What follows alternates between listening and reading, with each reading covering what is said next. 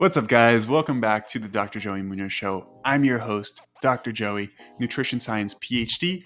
and founder of Fit for Life Academy. In today's episode, I had a conversation with a good friend of mine, Bernardo Lopez, who has his master's degree in body composition and has studied biomechanics and hypertrophy training in great detail. I think he's one of the most underrated people in our industry. He is so knowledgeable when it comes to training specifically for muscle growth. In this episode, we go over our favorite exercises for each muscle group for the upper body specifically. We are going to be doing a future episode for lower body afterwards. So we went over our favorite exercises for the chest, the back, the shoulders, the arms, etc. So if you guys have questions or thoughts about what exercises you should be implementing in your training program to maximize muscle growth, this is the episode for you. Okay? Before we get started, guys, I mentioned in my last episode that I have launched the waitlist for my upcoming course, the Fit for Life Blueprint, which is essentially a step-by-step guide to help you improve your overall health and fitness and improve your body composition, right? It goes over nutrition fundamentals, lifestyle and environment, training for hypertrophy, the importance of having a habit-focused approach and how to develop healthy habits, as well as the sort of mindset that you really need to have in order to have long-term success with your health and fitness goals. If you haven't signed up for it yet, the link is going to be in the description of this episode.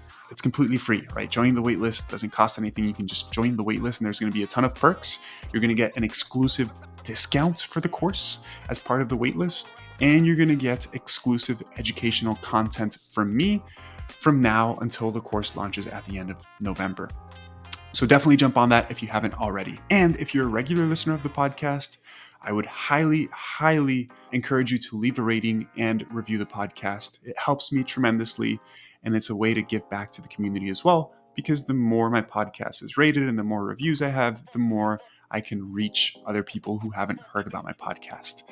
That's all I've asked of you. Please, please, please, please, if you haven't done so already, rate the podcast and leave a review. Hope you guys enjoy the episode. What's up, Bernardo? How are you doing, man? Fine, thank you, bro. How about you? Thank you, dude. Thanks for showing up short notice. I think I hit you up, like 2 days ago? 1 day ago? Yeah. Happy to be here, though. Awesome, man. Well, guys listening, Bernardo and I are going to go through each body part, or each muscle group, I should say, and we are going to discuss what our favorite 3 to 5 exercises are per muscle group. And it's going to be interesting because I think one of the things that you guys will take away from this too is how individualized exercise selection can be, because I'm sure that Bernardo's favorite chest exercise may be different than my favorite chest exercise for a number of reasons. And we're going to discuss back and forth what some of the pros and cons are of each of them. So I think this episode is going to be a very actionable episode where you can start to think about or understand the thought process behind selecting different exercises, and then what are some of the things that you should be thinking about when selecting exercises for your own programming. What are your thoughts on that, Bernardo? Anything to add there? Yeah, no, it sounds okay. I think it's important to separate what might be your favorite versus the one that gives you the best stimulus, or the one that in theory can be more beneficial for hypertrophy.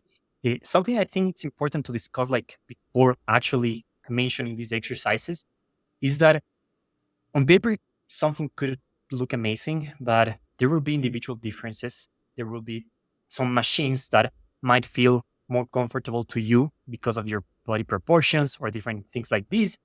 And something that I think is important, actually, on Dr. Mike's channel from Renaissance Periodization, he was discussing with Dr. Milo Wolf about what's the best exercise for chest in their opinion.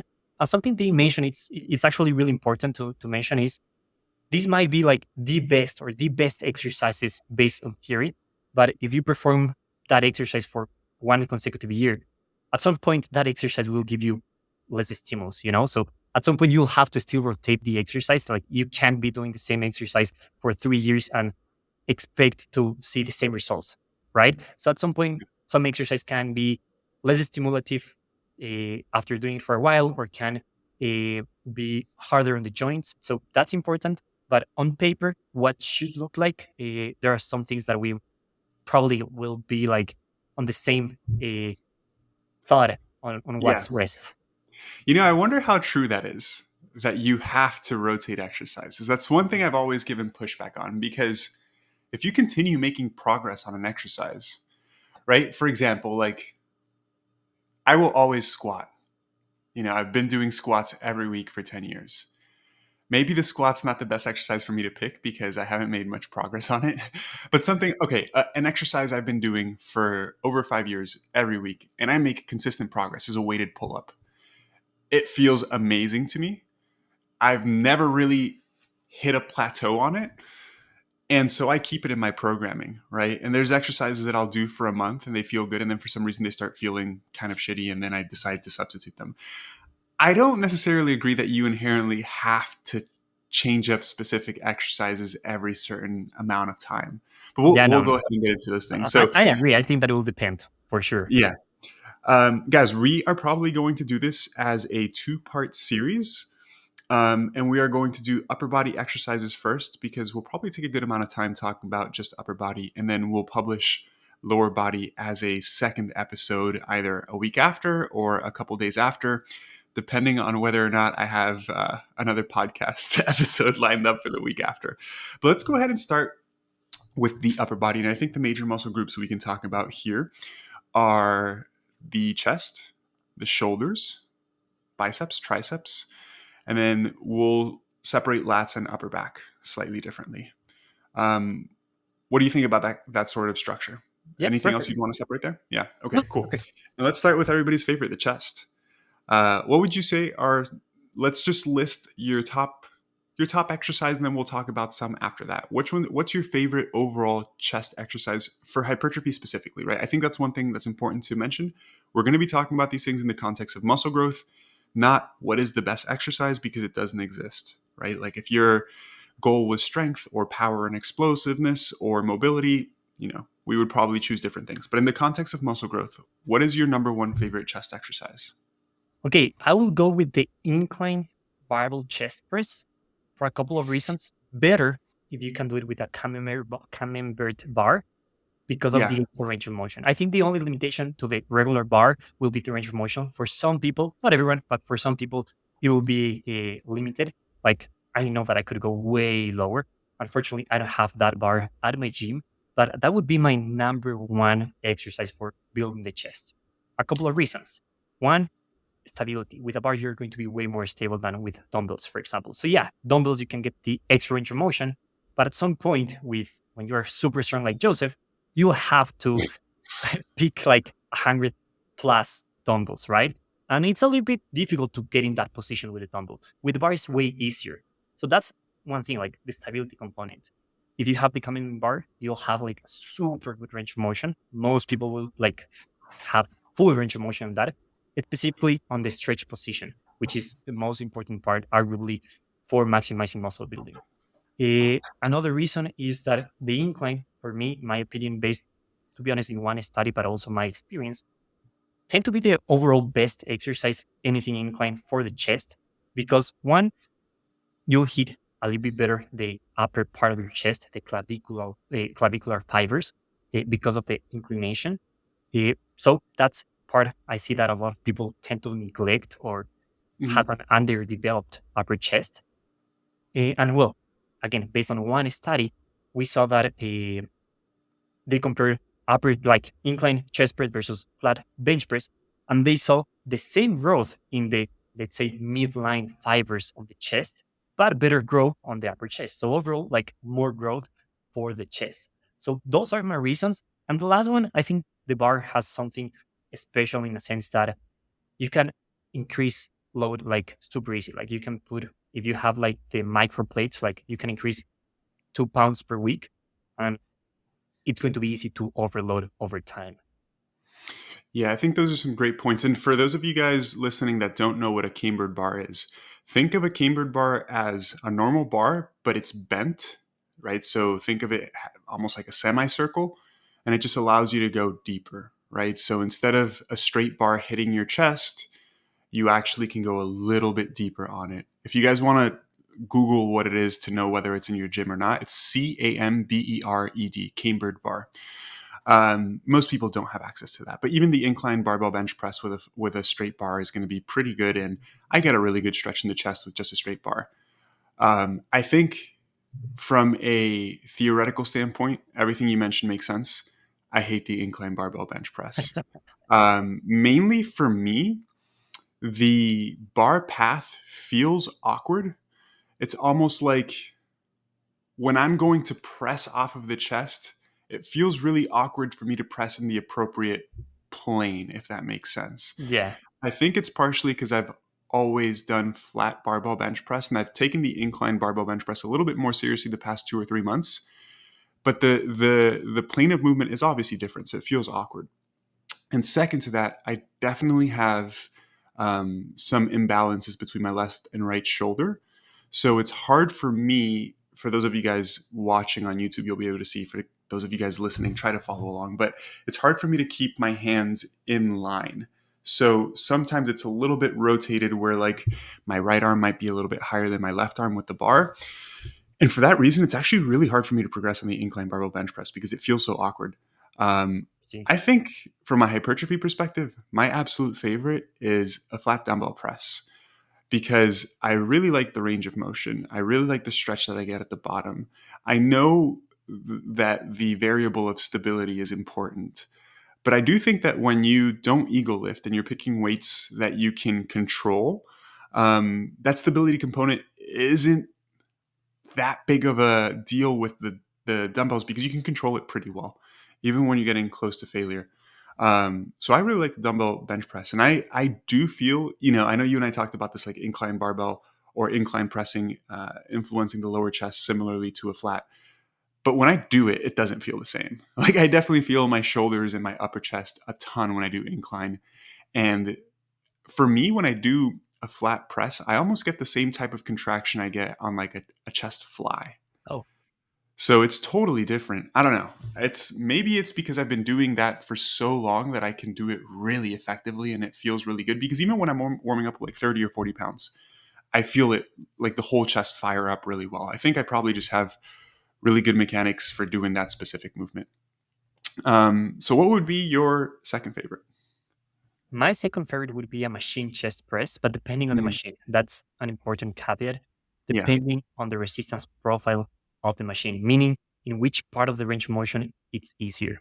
Most of the time will be correct, but I have used some like pretty shit equipment that it doesn't feel great. Ideally, yeah, we want more resistance on the stretch position to be harder in the stretch position.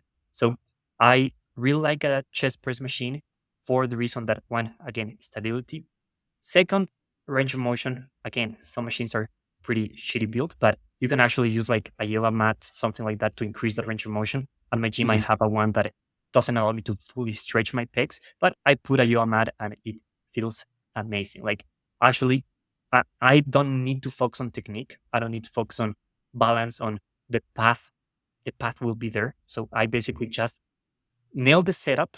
I put the height of the bed of the seat at the appropriate height for me, and then I just focus on pushing. So it's yeah, super easy for me to control, have full range of motion, and ideally, if you have access to really good equipment like Prime Machine, like you can even load it to be the hardest in the stretch position.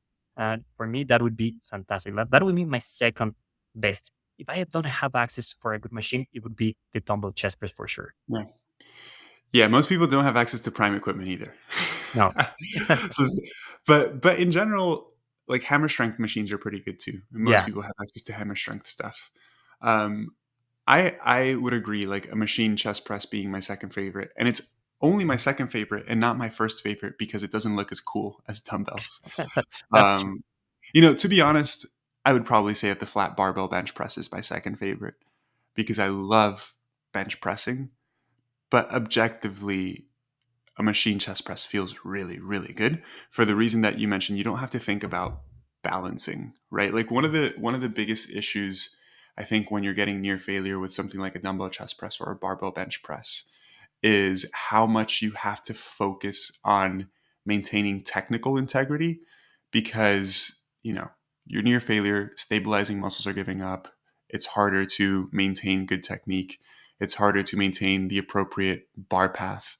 Um, And focusing on that tremendously, I think, can take away perhaps a little bit from the intensity that you could bring compared to not having to think about that. And the fact that a machine press is in a fixed plane really helps you just focus on pushing, right? Like not worrying about, am I bringing it too low? Am I bringing it too high? Am I pushing more with my right? Am I pushing more with my left? You're just focusing on pushing because it's in a fixed plane. And I know people like to hate on machines, but from a hypertrophy perspective, they're so beneficial, right? Um, I think for a good machine chest press, I think we could both argue that it could probably deserve that number one spot from objectively hypertrophy perspective. If you are going to use a machine chest press, I would say definitely make sure that at the bottom, like when your hands are near your chest, it feels heavy, right? Like it feels like it's heavy when you're stretching out your chest at the bottom, because that's really important. And then two, just make sure that the mechanics of the machine feel pretty comfortable. Like overall, throughout the entire movement, you feel your chest working. And I say this because it's really important. The gym that I go to has a hammer strength chest press machine.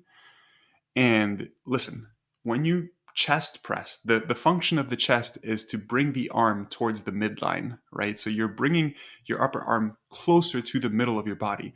The chest press machine at my gym literally pushes outward. So like at the bottom, you actually get a really good stretch and then you contract and it's like you're actually pushing outward. It doesn't make any sense. So it doesn't feel good on the chest at all. And unfortunately, I don't use the chest press machine because of that. Okay, so we identified a nice heavy pressing movement, whether it's barbell, whether it's dumbbell, as the number one for both of us, a machine as number two for both of us. What would you say is a good number three? I honestly would go for more of a quote unquote isolation, like a machine Yeah, fly. Like I yeah, love machine flies. One, again, it's really easy to do. Like it's really easy to go to failure. Like yeah, you don't need to go to failure, but it is also important to go every now and then so you can check like, okay, I was training close to failure. No, I failed. And yeah, I did five more repetitions that I was doing last week, So important because of that. It's super easy to feel the mind muscle connection. And mind muscle connection is definitely not the most important thing, but it can be beneficial. There are some studies showing that it can be beneficial for hypertrophy and it also feels amazing. And honestly, like again, you don't have to think that much, just focusing on like squeezing and stretching the chest. yeah, And one thing that that I'm like kind of a fan of, you don't do this too much. It can be really useful to use intensity techniques on this, like myo reps, drop sets, this kind of stuff, because technique won't break down. Like you have to do yeah, some really weird stuff if you are going to break down technique, like yeah, it's super easy. So yeah, and also it's less fatiguing because you will be involving less muscles. So probably less, well, not probably, you will be not using chest, triceps at all, and the weight that you will be using is not going to be super high. So it's mhm, also going to be overall less taxing. yeah, And one more thing, I don't know if this is really important or not. I tend to think that it has some impact in the long term. You can use these machines for having a high rep ranges. We know that you can build muscle across 5 to 30 rep ranges, so really big range. But I do think that it is somewhat beneficial to train in the 15 plus rep range, which with dumbbells, a barbell, not that you can't, but it's going to be way more fatiguing and it's going to feel super weird, right? yeah. With this machine, the fly, I think that you can really go 20 plus reps and feel an amazing stimulus and maybe some potential benefits there. Yeah, I would agree with a fly based movement. And, people do machine fly, cable fly, dumbbell fly.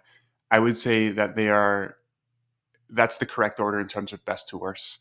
A machine fly for sure is the best because you have the back stability, right? So the upper body is super stable. A cable fly, perhaps, I don't know. I think you can kind of argue back and forth between dumbbells and cables. I would definitely say machines for sure the best. What I don't like about cables is that, it's hard to maintain stability with the upper body a little bit. And this, However, like getting the position is super, yeah, super but hard. I only find that to be an issue when people try to use too much weight. Yeah. Like again, if you're going 15 reps or even 12 plus reps, if you're really controlling that eccentric and prioritizing the stretch, the weight that you use probably won't be so much that it's hard to maintain your balance. So that's the only caveat there. I guess if you're super strong, it's really hard, but most people aren't, right? I actually like, most people grab the cable flies and like do the fly and they're pretty upright with their body, right? And they do it kind of forward, similar angle to like the machine fly. I actually like putting the cables as high as possible and bending over 90 degrees and doing them towards the floor. So think about, for those of you guys listening, think about as if you were like doing a bent over dumbbell row, like fully bent over. That's how I do my cable flies. And that way I can press straight down and I don't actually need to even step forward so the machine doesn't pull me back. The cables don't pull me backwards. That's what I found to be best for cables for people that don't have access to machines. And then dumbbell, I just don't like it. I don't like that you get no tension at the top. And I know the tension at the top is not that important, but it feels really good to get that really good contraction and get a ton of blood flowing in the chest. And I just don't feel that when I do it with dumbbells. And then it's awkward with like, how much do you bend your arm? Do you keep your arm straight? Like, I think it just, the dumbbell just doesn't feel that good for flies. Okay, I think, that pretty much covers most movements for chest. You want to add anything for chest, or should we go ahead and move on to back? Not really. I think that that's it. Again, and I will repeat this with every single muscle. Like, make sure that you're getting the highest, or at least like a really good amount of tension in the stretch position. Again, there are some machines, like there's a leg extension machine in my gym that only like provide tension in the shortened position, like nothing at the Yeah. top, at the bottom. So yeah, just make sure that if you're using a machine, it provides a lot of tension in the stretch position. If not, I would say go for a barbell. Like the barbell is going to, or a dumbbell, it's going to be the most difficult in the stretch position. Yeah. Okay, so let's move on to back. Do you think it makes sense to separate back into upper back and then lats, or just go ahead and group them Yeah, together and talk I about think top that it five? makes sense. Hey guys, some of you may not know that I'm the scientific advisor for a supplement company called Outwork Nutrition. I help with the formulation of new products to help ensure that they're effective and backed by science. Unlike many other supplement companies out there, we don't rely on exaggerated claims or flashy marketing tactics. Instead, we let the science speak for itself. We take pride in formulating products that deliver real results, helping you achieve your fitness goals in a meaningful way. If you're in the market for supplements like protein powder, pre-workout, or recovery products, make sure to check us out at outworknutrition.com. And as a thank you for being an avid listener of this podcast, use code Joey for an exclusive discount at checkout. You can find the link to our website down in the description of this podcast episode. Remember, our goal is to empower you with science-backed supplements that truly make a difference. Choose Outwork Nutrition and elevate your fitness to new heights. Yeah? Okay, let's start with upper back movements then. For me, my favorite one will be a chest supported T-bar row. Like I really Yeah. love it because one, it feels amazing, but second, like having that stability, like the restriction point of the bench, it's going to allow you to, one, again, not focus on stability, but also allow you to freely move your scapulas, which is the main action of the upper back musculature. Freely, you can have a really amount of stretch and then a contraction. It feels really, really good. And again, the every T-bar row, because of how the machine is built, will have the greatest amount of tension in the stretch position, and it decreases as you're pulling. So the higher the bar, the least amount of tension, which can potentially be more beneficial for hypertrophy. Yeah, I love a T-bar row too. I don't have access to one, so I've actually been doing chest supported dumbbell rows using an incline bench. And that actually feels really, really good. Dude, overall, I like when my arms can move freely. I love dumbbell movements.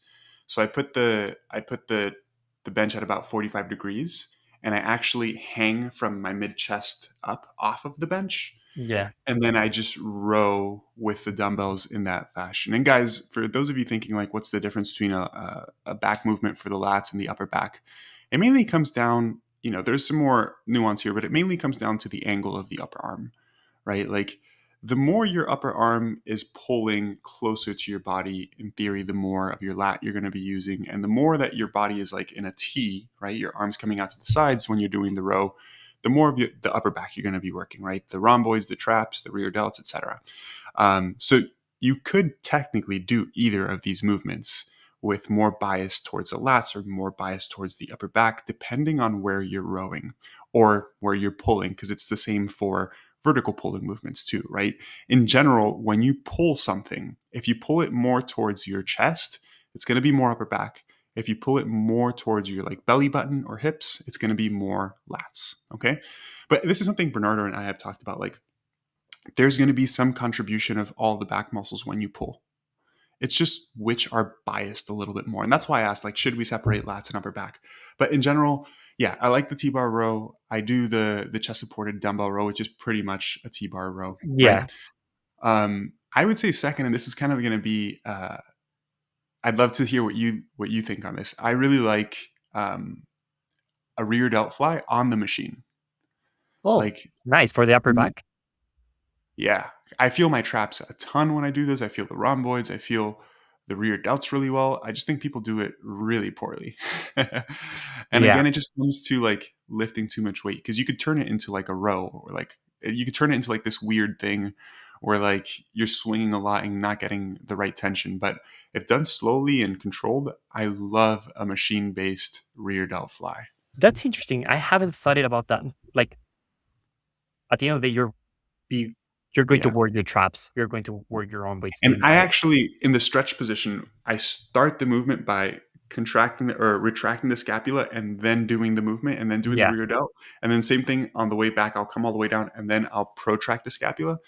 Dude, it tears up my traps. It feels really good. Yeah, no, I get why. I have Yeah. built like those muscles. The only thing that I would say, and this is going to be pretty individual, I don't think that the limiting factor in my case will be the upper back. I I know for sure that it will be my real delts, you know? Yeah. So that's the only problem I see. Like if you want to Yeah. maximize hypertrophy in a certain muscle, you want that muscle to be the limiting factor. Yeah. But yeah, you can get a real good stimulus with that exercise. My second one, I think, will be pretty similar to the T-bar row. Will be any chest support machine row, like not a T-bar row in which you are like 45 degrees angle, but just a seated row, chest supported. That would be my second one, or the dumbbell row that you were mentioning, like chest supported. Yeah. The main difference between the T-bar row and a regular machine row chest supported will be that the chest supported, again, depending on the machine, but most machines will have the same degree of tension, like in the shortening and in the lengthening position. So tension will be like stable, you know? While Yeah. with T-bar row, you will have more tension in the stretch position. That's why it's the second one, and I like to separate them, and that's why I think it's more similar like a regular machine chest supported row with a dumbbell chest supported row because it will be basically the same, you know? That would be my second one.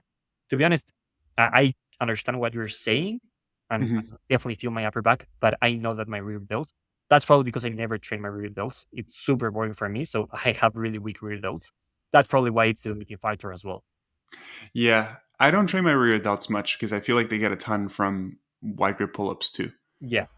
Which I was going to say is probably my I like pull-ups more than any back exercise, so it's unfair for me to say pull-ups for everything, but, a pronated grip pull-up also feels really good on the upper mid back. Obviously, some lat involvement too, but talking about a compound movement that at least for me, targets the rear delts really, really well, is that type of pull-up, right? A pronated grip, bringing the mid chest to the bar on the way up and really squeezing the upper back. I know most people, can't really do high reps on pull-ups. It's a really hard movement, but doing on a pull down, if done correctly, can be equally effective. If you have, when I say wide grip, I'm not talking about going as wide as possible because you see people like grab the bar like all the way out and it's like, what are you doing? But grabbing it perhaps 1 or 2 inches wider than shoulder width. That's where I like going. And then when I'm really trying to target the upper back, I try to bring the bar to like my a little bit below my clavicle, realistically. So the upper chest area, that's where I'm trying to bring the bar down when I'm pulling, right? Same thing when I'm doing a pull up with an emphasis on the upper back. Um, would you agree with that, or do you have a different preference there? I actually agree with that, but I would say it depends on how you do the pull up or the pull down. Yeah, I of have seen course. you doing that, and yeah, I can get why you are doing like a more upper back focus. I have done that exercise in the past, and I really like it for the upper back. And basically, it will depend on how much you move your scapulas for the one listening. Yeah, So, how much you protract and retract the yeah, scapulas, you can actually make pull ups and pull downs like more bias again to the lats and hmm more bias to the upper back.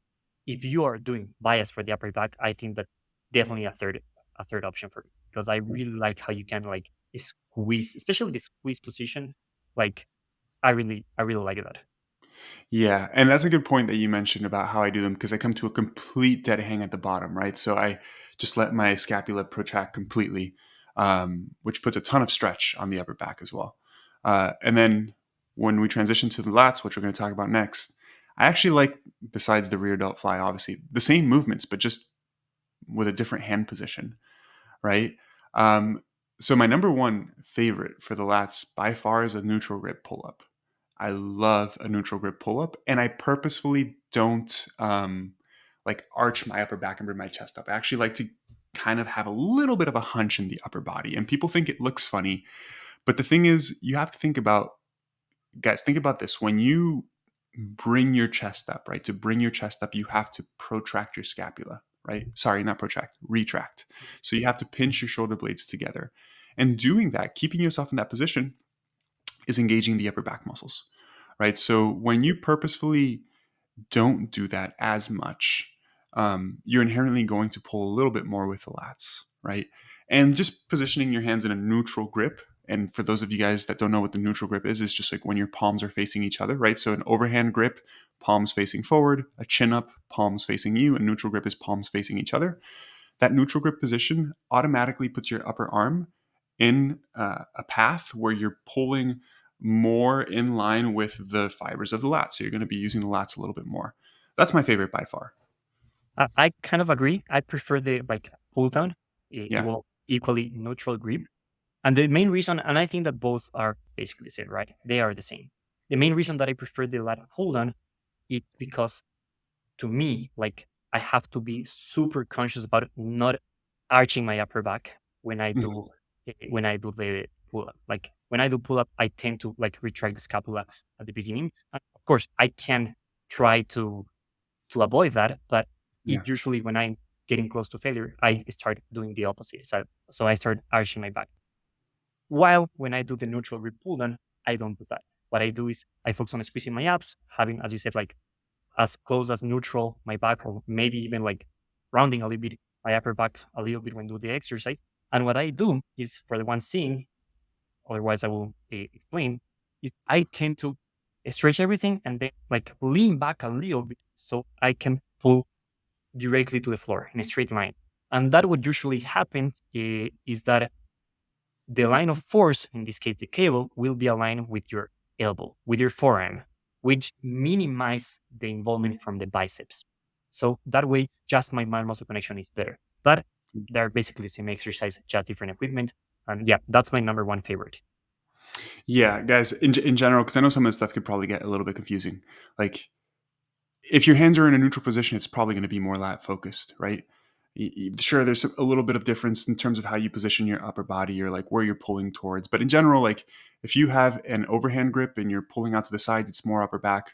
If you're in a more neutral position, it's going to be more mid back and lats, right? Um, so it's that's why there's not going to be many differences in terms of like the specific exercises for upper back and lats. It's just really the hand position. I will say though, for lats in terms of a rowing movement, a cable row for me, like you can't beat a cable row. I love a cable row, a neutral uh, grip cable. Actually, my gym has the I forget what the type of bar is, but it's like you just hook your fingertips Yeah, and yeah. it's kind of at like 45 degrees. The mag Um, grip. Mag grip. Yep. That's amazing. But a neutral grip is pretty good. And most gyms, they have the neutral grip that's really, really narrow. I don't like that one. There's a neutral grip where like the hands are like 6 inches away from each other. I don't like it, especially if you're a larger individual. It's like you're pulling outward almost, Yes. right? Rather than pulling straight. So a neutral grip that is a little bit wider, maybe like I don't know, 18 inches wide or something like that. Ideally, the neutral grip that you're holding, your hand position is about shoulder width, right? Because you want to be pulling in that straight plane. The reason why I like the cable row more than a chest supported row is because I really like the stretch that I can get. I like leaning forward. I like it pulling me all the way. So I almost do it. It's almost like a vertical Yeah. in that position. And then I sit backwards and pull towards my midsection, but I really like how that feels. And then similar thing here. It's like you can do a row where you really, puff your chest up, you retract your scapula. That's not going to be much for the lats, but if you actually let your upper body be hunched over, I know it sounds funny, but like actually intentionally just letting your body hunch and just pulling your elbow towards your hip, that feels really, really good on the lats specifically. What's your choice there? Exactly the same exercise, but I prefer if it's unilateral, like doing with one hand. If you have like something to support your other hand, of course, to make it more stable, better. But if not, I still prefer just one hand. The main reason is mind muscle connection. I get a way better mind muscle connection. And actually, what you can do a little bit is once your elbow is like close to your body, like lean to that side a little bit, and you will feel the squeeze like crazy because one of the functions of the lat is lateral flexion of the body. So lean to the side. So I really like that one. If I don't do it unilateral because of time, it will be like both hands. But yeah, that's my second favorite for Yeah. sure. It's funny. I don't like the unilateral movement so much because I have a hard time um, feeling like they both feel like feeling the lats equally on both sides. I know Oh, that sounds okay. so funny, but it's like when I do a cable row with both hands, I feel my lats on both sides the same. And then when I do the single arm, it's almost like it's hard to mimic the exact same technique on both sides. So my left side always feels like not as good as my right side. And then I focus on it so much, I hyperfixate on it, and it just like drives me nuts. I really don't like the single arm stuff for the back, to be honest. But it's funny. It's just because I cannot get my left side to feel the same way that my right side does. And so I usually stick to the bilateral movements there on the lats. Uh, I don't think there's really a third movement for this, right? Because, neutral grip, vertical pull, neutral grip, horizontal pull. Make sure that either of those really let you get a good stretch. I don't do lat pull downs because I can't fully stretch my arms on any lat pull down machine. They're not made for people my height, right? So like I could literally re-rack the weight at the top and like my arms are still bent. I don't get a stretch at all. And that's why over the years I've gotten so good at pull-ups because I'm just forced to do pull-ups for a Yeah, vertical it's a pull. I bullet. can't do a pull down. I literally can't, right? So I try to do it on my gym at my gym sometimes. And if I'm gonna get a full stretch, it turns into a row because I have to lean back so much to be able to get the full stretch in the back. So it just doesn't make sense. But I wish I could do a lat pull down because I could assume that if you can really put the pad tight on your legs, you could really get a lot out of the pull. Yeah, and Um, that's my third option, to be honest, like a wide yeah, grip pull down, but focusing on maintaining like neutral spine and yeah, focusing not on the scapula, but actually the movement of your arm, like bringing yeah. the arm down. I love it, especially for high reps. Like I feel such good connection when I have like Mhm. 15 to 20 rep range, wide grip pull down. So yeah, that's the third option. But Yeah. I understand your problem. I remember trying to do that at the Arnold, and it was impossible for you. Yeah. Okay, let's move on to shoulders. And this is going to be interesting. We'll talk about general shoulder exercises. Maybe we could do two or three there and then some lateral shoulders. And we'll talk about why we're separating those.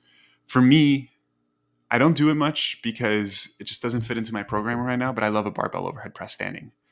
I love it. I think it's just a fun athletic movement, right? You get a great range of motion. You can bring the bar all the way down to the chest. I actually think I do get a better range of motion and stretch with the barbell than I do with the dumbbells because the dumbbell head, when you're getting like 60, 70-pound dumbbells and it's big, it just hits your shoulder and you're limiting the range of motion there. So I love the barbell overhead press for that reason. So great range of motion. It's a fun movement.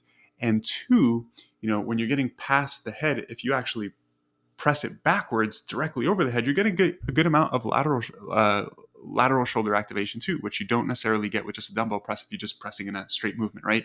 So for those of you guys listening, like when you barbell press, you don't just press straight up. You actually press straight up and then halfway through the movement, you also pull backwards, which activates the lateral delt a good amount there as well. Obviously not as much as a lateral delt fly, but you do get more lateral delt activation with the barbell shoulder press if done in that fashion compared to like a normal traditional like dumbbell shoulder press. So for me, that's number one by far. What about for you? Okay, if you tell me about enjoyment, I love a barbell overhead press. If you tell me about hypertrophy, I don't like it, and I rarely program that for my clients, just because I find not that my clients find the same, right? Individuality, but in my case, like I don't like it because I have to use too much balance. Like I really have to squeeze my glutes, my core, and I just focus on more like strength. Like I don't feel like with my muscle connection. I don't feel like I just feel like I'm pushing something, right? Which will work. Like it will make Yeah. your muscles grow. But I don't think that's the best case, but the best exercise. For me, it's actually a seated dumbbell press, but not like most people do with like the Arms arms all by the out to the side, side, but actually 45 degrees to the 45 front. degrees forward. That will allow me to go all the way down, probably even more, even lower than a barbell, I would argue, depending on the size of the dumbbell. But yeah, I really like that one. And I actually put the bench a little bit like leaning back. So Yeah, not probably what, 15 degrees leaning back? Not, exactly, it's not an incline press. exactly, So, yeah, what I typically recommend is put the bench all the way up to 90 degrees and then put it one notch down. And exactly. that's, Same thing. I really like that one. But that's more for that will quote unquote isolate more the front delt. So you won't get too much or anything from your lateral delt. So that's just the only thing that I don't love it. But yeah, I think that that would be my number one pick. Now, if we're talking about lateral delts, my number one pick will be cable, like wrist height cable lateral delts, like it yeah. raises. I love that exercise. I don't know what you think about that one. Yeah, that's my number one too, for sure. Well, I wanted to say something else about the barbell overhead press, though. Two things. One, it's definitely hard on balance and like you need to squeeze everything. One thing that helps is using a belt for sure. So if you use a belt on the barbell overhead press, and then two, that's one exercise really that if you slow down the eccentric and Oof. you pause it on your chest, you're not going to be able to use that much weight, right? Yeah. So I used to do it too, like very explosively, kind of like a powerlifting movement. But for a while, when I started doing the barbell overhead press as my last movement for shoulders, dude, you don't have to worry about your balance because the weight you're Yeah, that's using is true. really light. Um, I've never gotten a better pump in my shoulders than doing a shoulder press with a really slow eccentric pause here and then explosive contraction over the head. Uh, and I know that a pump isn't the only indicator, but I can do one set of 8 to 10 and like my shoulders are just pumped up. So I really, really like it for that reason. And then like, applying the hypertrophy principles of like the full range of motion, slow eccentric pause in the chest does take a lot of weight off of the bar Yeah, and for does sure. help a ton with the balance component too. You know what? Um, I'm actually a little biased against that exercise, but that's my personal thing because I always, I think that I have done this like 4 or 5 times that I hit my nose with the bar, like, but really hard, like, and it bleed because like the bar, like, I don't know, like, yeah, I don't like it because of that, but yeah, it's a really good exercise. it's because you're clumsy, bro. I have a big nose. Yeah, yeah, yeah. Blame it on the nose. I have a big nose too, dude. Look, I have a big nose too, and I never hit my nose. And if I did, I would make the bar bleed, not my nose. Okay. Are you tired of spending countless hours grocery shopping, cooking, and preparing your meals? I get it.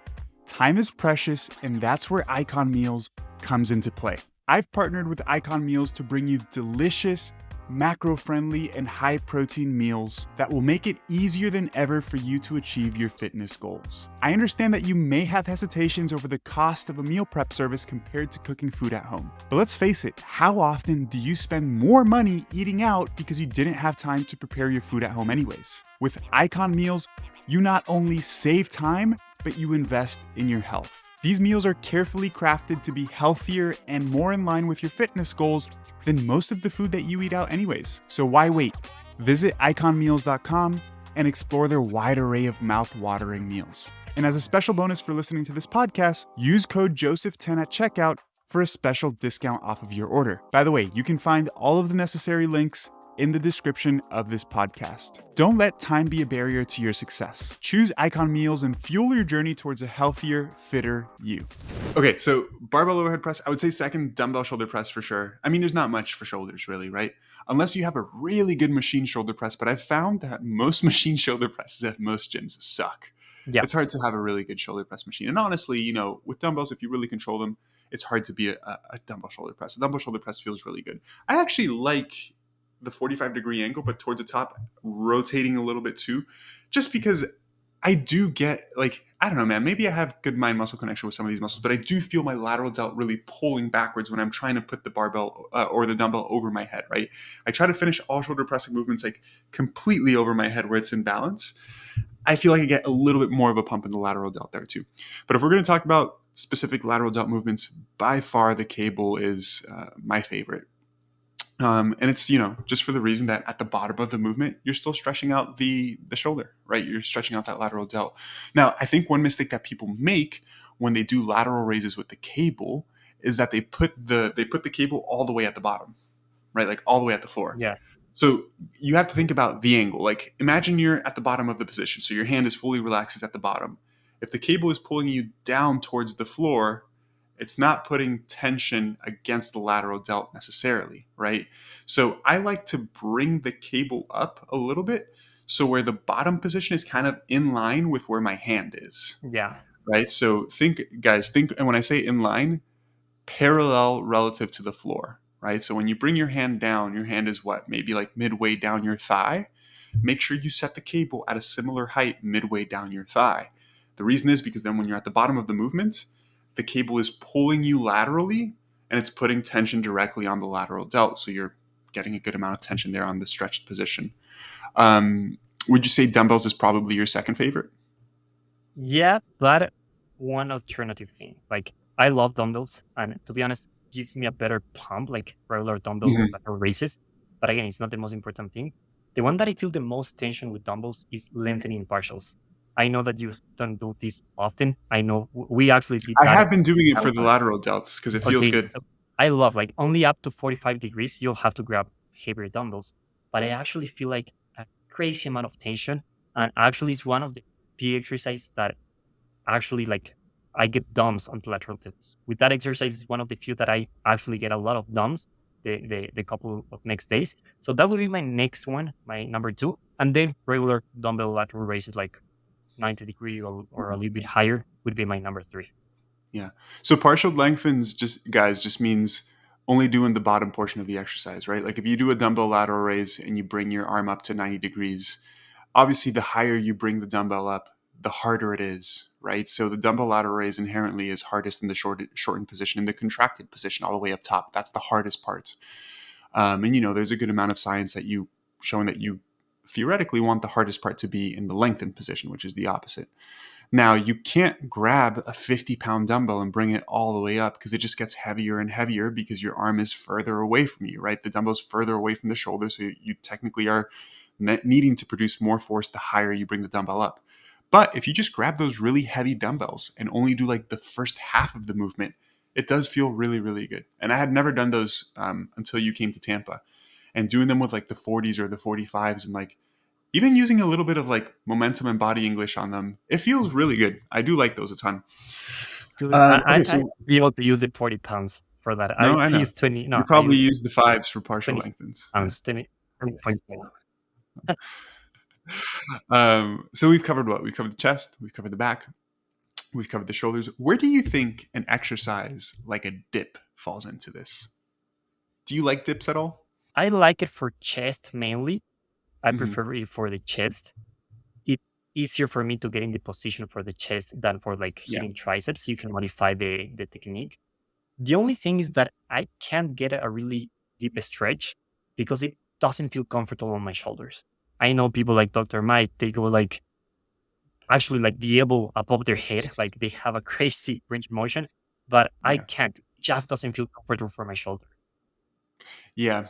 I used to do them a ton. I love the way they feel, but I can't do it because of my shoulder either. My left shoulder, it's just messed up. And I don't know if it's from doing dips or from bench pressing or whatever it is. I just can't do a deep dip. I used to do them always. Like it used to be one of my like primary movements for chest. I used to love It's doing dips, and they feel amazing. really good. Yeah, and unfortunately, I just can't do them anymore. And they're really good for the front delt too. Like you're going to get a ton of shoulder involvement there as well. I mean, any sort of For press, you're sure. going to get a good amount of shoulder involvement.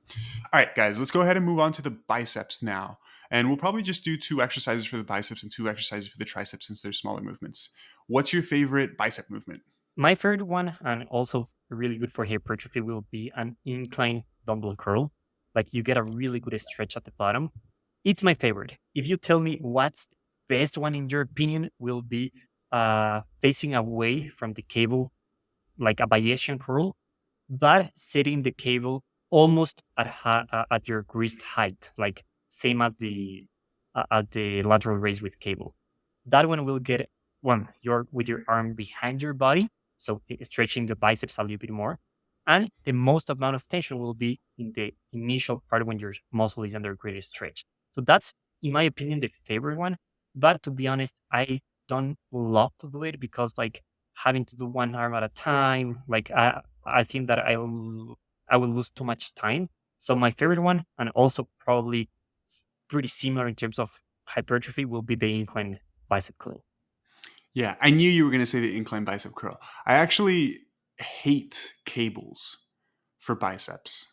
I know that theoretically, yeah, you get a better stretch. I hate cables because it just feels so awkward for biceps specifically. At least for me, it feels so awkward. It's like, yes, you get a really good stretch, but then like it doesn't feel natural because I feel like then what feels natural is like working against gravity, but then this is pulling you back, and then you have to pull in this weird angle, and I'm like trying to keep my shoulder back and not let my shoulder move, and it Yeah. feels so awkward, right? It feels so awkward. I like the incline bicep curl on a bench with dumbbells. You know, you get that really good stretch at the bottom. But if I'm going to say like what my number one favorite is by far, is just a normal standing alternating bicep curl, like old school bodybuilding alternating bicep curl. I like doing one arm at a time because I can use a little bit more weight too. Like I feel like it's really hard to get really good tension and get near failure when I'm curling with both arms at a time. Like if I just do one, I mean, it's probably because one is resting a little bit between the reps, but I like that movement. Like it makes you feel like Arnold, right? Like just doing one arm at a time, doing your curls. That's my favorite movement. I know from a theoretical standpoint, it's not probably the most hypertrophy promoting exercise, but one important variable that like is important to talk about is like the weight that you're using is important too, right? Like Yeah. so for me, that's the movement that allows me to use the heaviest weights, and I get really good bicep pump doing. I would say second is probably the incline with the arm behind the body. I used No, to I really like, actually take on the bicep yeah, curl, like the dumbbell bicep curl. yeah. That would be my second. I used to really like preacher curls, but they just make my forearms hurt a lot. I feel like Oh, my like brachialis works more than my bicep when I do that, especially at the bottom. It feels like my forearm is going to tear. I don't know why. Like I can obviously stretch out my elbows completely, but something about that last inch of the preacher curl, especially if you're trying to make it really strict and not let your shoulder come forward like most people do, um, it hurts the hell out of my forearms. And the next day, my forearms are so sore. So for me, I don't usually do those all that much. Every once in a while, I'm like, I know it's a good exercise. Let me try it again, and it just like doesn't feel good. Um, so the standing bicep curl number one, the incline seated curl number two. What about for triceps? for triceps, my favorite one will be a single arm tricep push down, not extension. It's a little difference here. The push down, basically, what I try to do is to keep my elbow behind my body. So when I go up, actually, like when I am stretching the triceps the most, like my forearm is almost parallel to the floor. So I get the most So amount of you're trying to tension keep the in the, cable in a straight line, right? So your yeah, elbow comes back. So you're actually exactly. like pushing. Yeah. Yeah, yeah, that's my favorite one. I prefer single arm just for the fact that when you do it with a bar, like I get like the cable in my nose a little bit and it bothers me, like I lose concentration.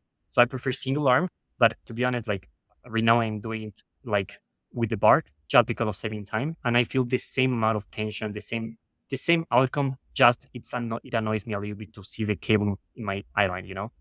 Yeah, I hate seeing the cable in the eye line. It's not comfortable. I would say my favorite by far is a dumbbell skull crusher, with a slight incline on the bench so that I have a little bit better stretch, but just a very slight incline because I can't get in the position comfortably if it's at like 45 degrees. But I'm sure you guys listening think I'm a really big fan of dumbbells. I'm a really big fan of dumbbells. I really like the dumbbell skull crusher.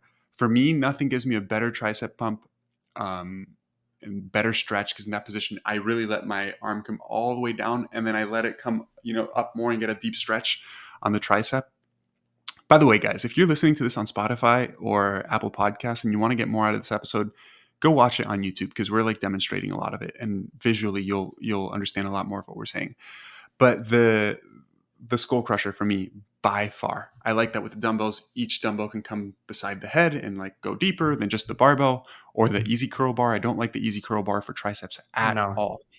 I used to have um, at my gym at Florida State University gym, they had actually a really good overhead tricep extension machine where you were seated and you were in a really good position. And that's probably my favorite machine for triceps I've ever used.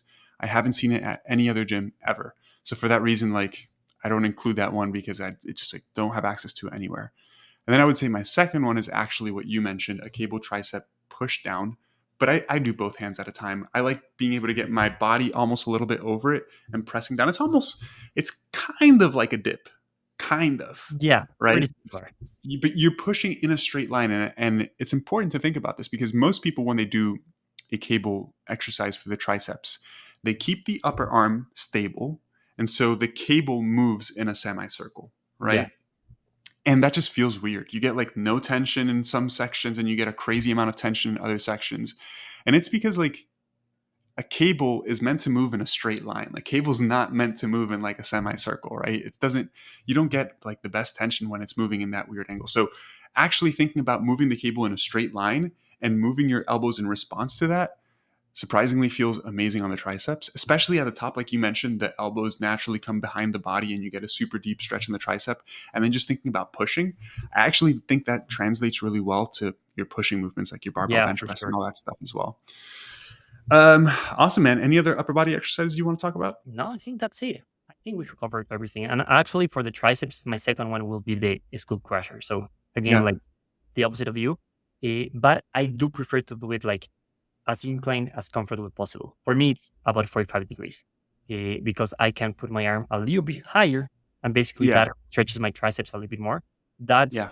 my second favorite one for sure. And Yeah. those two, I have been doing these two exercises for 2 years probably, or over Yeah. a year at Same. least. And I always get an amazing tension. Yeah. With the skull crusher, what I do for this stretch, because obviously I'm not as upright as you, is when I bring it all the way down here, I then let my arm come back as much as possible. And I Yeah. do get a super deep stretch there, trying to get my upper arm as parallel with the floor almost. Okay. So the dumbbell's pulling down. And so for me, the skull crusher, like, and again, for those of you guys watching, it's gonna be a lot better. But instead of just being here, I'll come down here, stretch, and then get an explosive contraction upwards. That shit feels really good. And actually, one of the functions of the triceps is also like assisting in shoulder extension. So Yeah. it makes sense that you will also feel a lot of triceps there. Yeah. All right, we're gonna wrap this episode up here, and then we're gonna do a lower body episode, which we'll publish on a later date. Guys, some really exciting stuff, by the way. We haven't released anything yet, but Bernardo and I are working on a really exciting project. So Bernardo, as you can hear from him talking, is very, very, very well versed on the exercise science side of things, biomechanics, programming for hypertrophy specifically. He actually did his master's degree in biomechanics and body composition, correct? Body composition, but a Body big composition part of it specifically. was But you biomechanics. learned a good amount about biomechanics, exercise Yeah. selection. You had some professors that were experts in biomechanics. Yeah. So Bernardo and I are actually partnering up, and we're going to be releasing a muscle growth, hypertrophy, and healthy habits related membership pretty soon. We're hoping to launch at the beginning of January. And as a part of the membership, you're going to get access to workout programs that fit your specific needs, whether you're a beginner, advanced, want to train 3, 4, 5 days per week, you work out at home or at the gym, you're a man or a woman, you'll be able to have a training program that's specific to you. We're going to be doing weekly, probably once a week to start off, but eventually 2, 3 times a week calls to go over technique, talk about training, and then a big emphasis of because people think about training and building muscle and they only think about training. It's like, listen, your lifestyle, sleep, nutrition is also important to promote muscle growth, right? So we're also going to have a healthy habit component coaching aspect to the membership as well. And again, this is just an opportunity to work with us if you don't work with us for one-on-one coaching. So that's going to be really exciting. I'm really excited for that. And again, if you decide to join, you're going to be getting world-class programming from Bernardo and I, and support and coaching along the way, because we'll be running group calls to make sure that you're training in a way that's optimal to achieve your body composition goals. Guys, if you don't follow Bernardo yet, please connect with him at Coach Bernardo on Instagram. What is your website? Just coachbernardo.com, right? Yeah. Yeah. If you want to work with, so I work more with people one-on-one who are trying to improve overall health, build muscle as well, hypertrophy being a focus. But Bernardo tends to work with clients who are a little bit more advanced on the hypertrophy training side of things, who don't necessarily have issues with fat loss or overall health, but really want to take their physique to the next level. If that's you and you've been interested in working with a coach, definitely reach out to Bernardo. He's, I think, one of the best people in the industry and definitely underrated. I think you should have way more reach with your knowledge, my man. Thanks. But anyways, dude, any final words? No, thanks so much for the invitation. I really enjoyed this conversation. Great.